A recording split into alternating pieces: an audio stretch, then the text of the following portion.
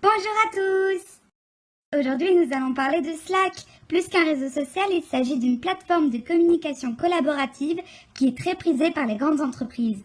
Même s'il n'est pas adapté à des conversations ponctuelles comme sur Facebook ou Twitter, il est tout de même très recommandé pour tout projet qui requiert un travail de groupe. Les chaînes sont la particularité principale de Slack. Elles permettent de créer différents pôles de discussion et ainsi de mieux gérer les données.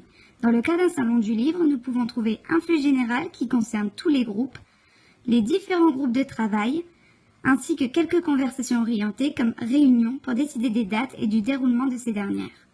Tous les groupes qui apparaissent sont ceux auxquels j'appartiens. Pour voir les autres existants, il suffit de cliquer sur chaîne. J'ai ainsi un récapitulatif de mes chaînes et de celles que je peux rejoindre.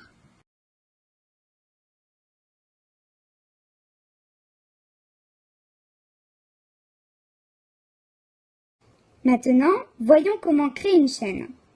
Nous pouvons passer par le menu principal des chaînes, cliquer sur Créer une chaîne, on décide ensuite si nous voulons la rendre publique ou privée. On lui donne un nom, par exemple Vente de gâteaux. On lui donne un objectif et des axes de discussion. Et enfin, on peut inviter des personnes avant de créer la chaîne.